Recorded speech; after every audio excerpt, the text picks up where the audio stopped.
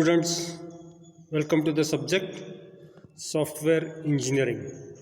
Today we'll continue with our topic, that is design concepts. So today we'll study refinement, refactoring and design classes aspects as related to design concept. First we'll take refinement. Students who are studying design concepts, in this refinement is very important factor. Point number 1, stepwise refinement is top-down design strategy. Students, this refinement is nothing but improving the quality of the design. So here you have to go by top-down design strategy. Point number 2,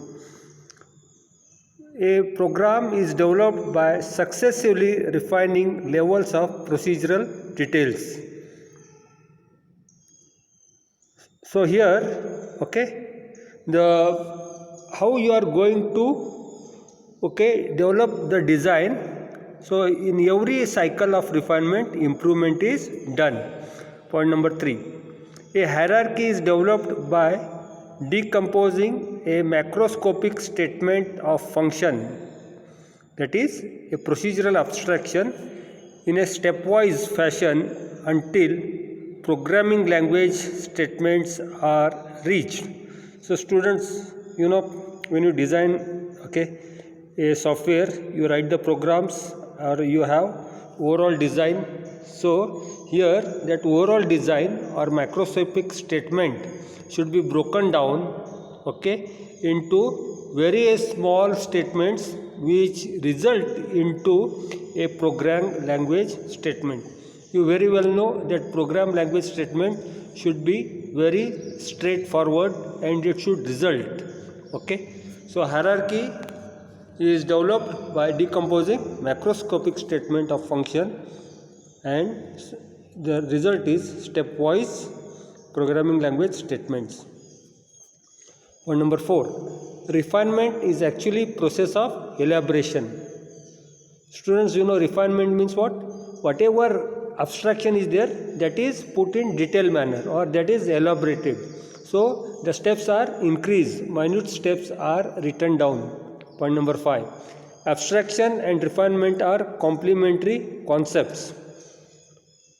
So in abstraction you very well know that minute details are avoided and only important concept is taken, whereas in refinement you are going for minute concept, minute steps which will result into a answer.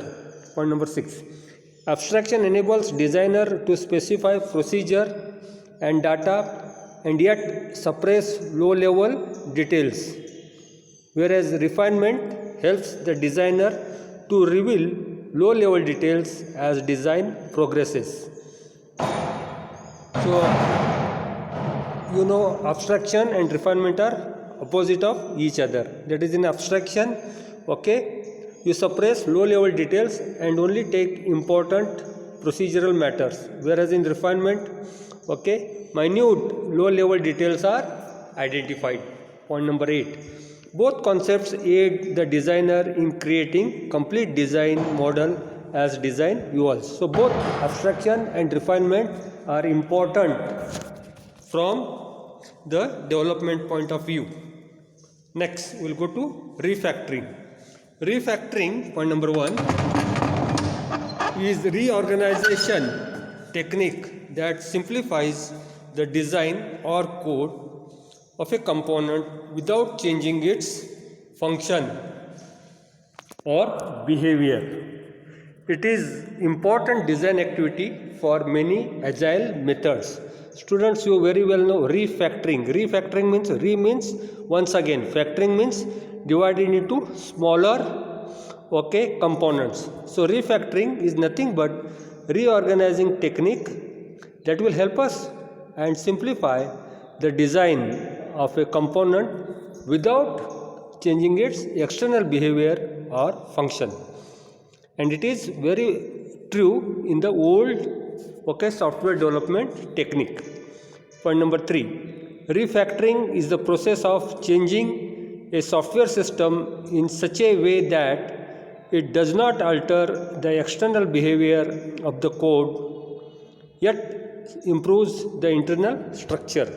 So refactoring is nothing but it is a process where you change the software system so that the external behavior remains the same, but the internal programs are improved. Continuing this refactoring, point number 4. When software is refactored, the existing design is examined for redundancy, unused design elements, inefficient or unnecessary algorithms, poor data structures, or any other design failure that can be corrected to yield a better design.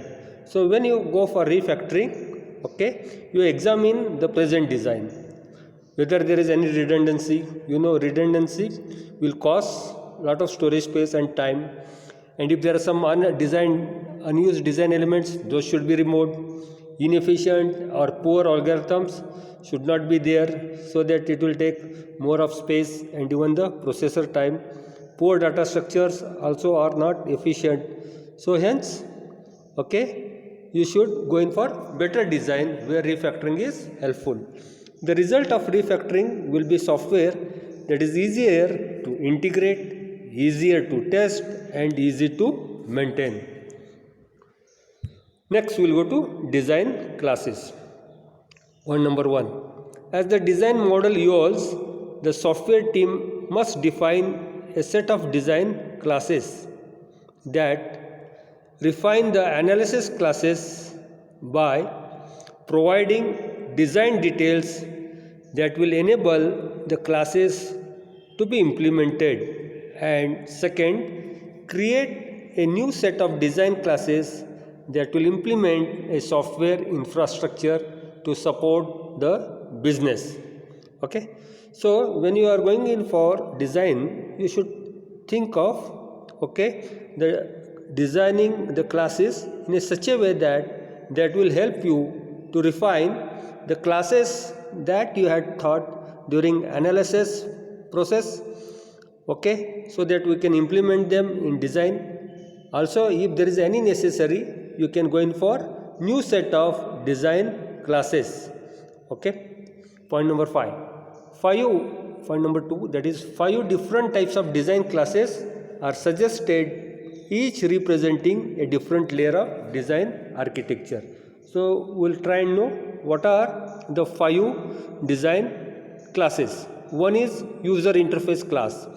So the user interface class define all the abstractions that are necessary for human computer interaction.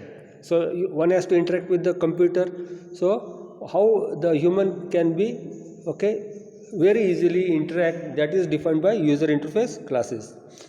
Business domain classes, these are often refinement of the analysis classes defined earlier. The classes identify the attributes and services that are required to implement some element of the business domain.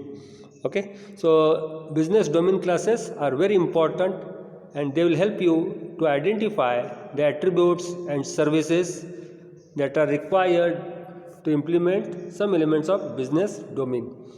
Next are process classes. As the name suggests, they will help us to implement lower level business abstractions required to fully manage and business domain classes. Point number 4. Persistent classes represent data stores such as database that will persist beyond the execution of the software. So the word persistent means storage. So persistent classes will represent data store that will persist beyond the execution of the software. That is, data sometimes is released once the executed program, but here it remains permanently in the data store. And system classes. So these system classes implement software management and control function that enable the system to operate and communicate within its computing environment and outside world. So as the name suggests, system classes help us to implement the software, okay, manage it, control the various functions, and see that the system will operate and communicate within the computing environment and outside world. So today we have taken the last aspects in the design classes. Okay, so please write them in your notebook, study. If you got anything, you can call me. Thank you.